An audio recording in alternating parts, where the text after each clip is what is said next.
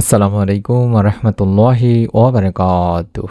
1 minute মাদ্রাসা YouTube চ্যানেলে সম্মানিত দিনী ভাই বোনেরা, আমি আশা করি আল্লাহ তাআলার অশেষ রহমতে আপনারা ভালো আছেন, সুস্থ আছেন। আলহামদুলিল্লাহ। আজ অত্যন্ত গুরুত্বপূর্ণ একটি ভিডিও নিয়ে হাজির হয়েছি। পবিত্র জিলকদ মাস চলছে। এই মাসে 3টি বিশেষ আমল নিয়ে আলোচনা করব। রোজা কবে রাখবেন, সহজ আমল আপনারা মিস করবেন না। আশা করছি আপনারা ভিডিওটি সম্পূর্ণ মনোযোগ দিয়ে দেখবেন। জিলকদ 2 ঈদের মধ্যবর্তী একটি মাস, কোরআনের ঘোষিত 4 হারাম মাসেরও একটি। আবার হজের 3 মাসের মধ্যবর্তী মাসও এটি। অবস্থানগত কারণ ছাড়াও এই মাসটি ঐতিহাসিকভাবে অত্যন্ত তাৎপর্যপূর্ণ।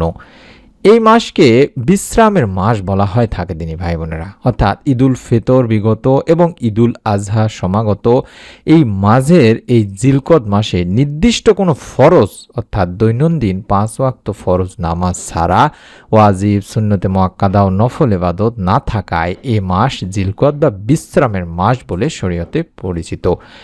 এ সময় প্রাচীন আরবের লোকজন বাণিজ্য থেকে ফিরে আসতো, যুদ্ধবিরতিতে চলে যেত।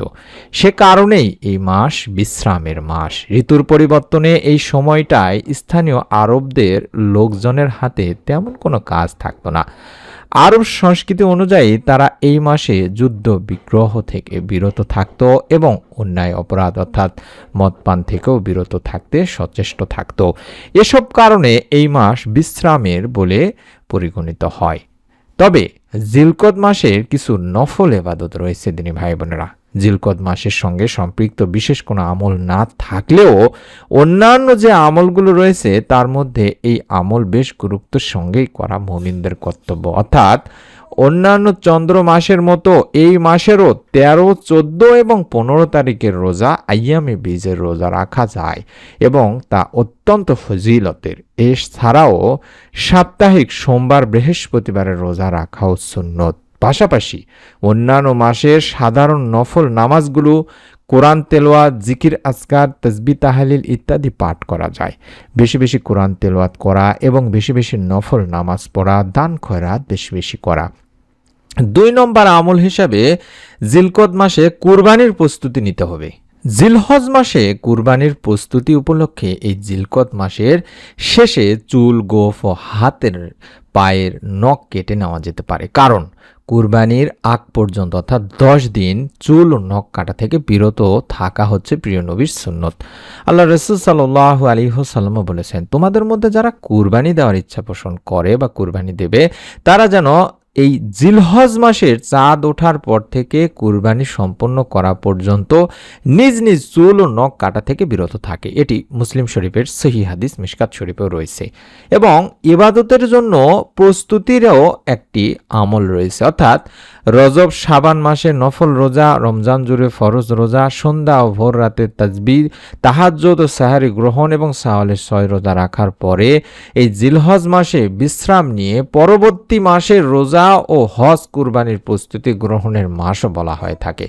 এই জিলকদ মাসের আমলগুলো আমি সংক্ষেপে আবারও বলে দিচ্ছি। এই মাস জুড়ে বিশ্রামের পাশাপাশি এই মাসে অন্যান্য আরবি মাসের মতো নিয়মিত এই আমলগুলো করা যেতে পারে। 1 নম্বর, তা হলো এ মাসের 1, 10, 20, 29 ও 30 তারিখ রোজা পালন করতে পারেন।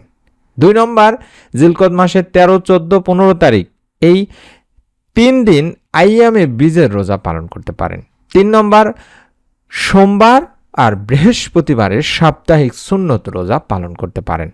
আশা করছি আমার সম্মানিত দিনী ভাই বোনেরা বুঝতে পেরেছেন এই মাসের আমলগুলো। তাছাড়াও কোরআন তেলাওয়াত যদি পারেন করার চেষ্টা করবেন, সালাতুল তাসবিহ নামাজ আদায় করবেন, সম্ভব হলে উমরাহ পালন করবেন, হজের পরিপূর্ণ প্রস্তুতি গ্রহণ করবেন এই মাসে এবং যারা কুরবানি করবেন কুরবানির প্রস্তুতিও গ্রহণ করবেন। আশা করছি এই ছোট্ট ভিডিওটিতে যে তথ্যগুলো দিলাম এগুলো আপনাদের জন্য অত্যন্ত কার্যকরী বা উপকারী হয়েছে। আশা করি আপনি নিজে আমলগুলো করার চেষ্টা করবেন, নিয়ত করে আপনার নিকট কাছের মানুষজন যারা আছে তাদেরকেও এই ভিডিওটি শেয়ার করে দেবেন, তারাও যেন এই বিষয়গুলো জানতে পারেন এই জিলকদ মাসের আমলগুলো সম্পর্কে। আশা করছি নতুন আমলের ভিডিও পাওয়ার জন্য যারা এখন পর্যন্ত আমাদের চ্যানেল একজন সম্মানিত সাবস্ক্রাইবার হননি বা ভিডিও নতুন পাওয়ার জন্য অবশ্যই চ্যানেলটি সাবস্ক্রাইব করে বেল বাটনটি অন করে রাখবেন।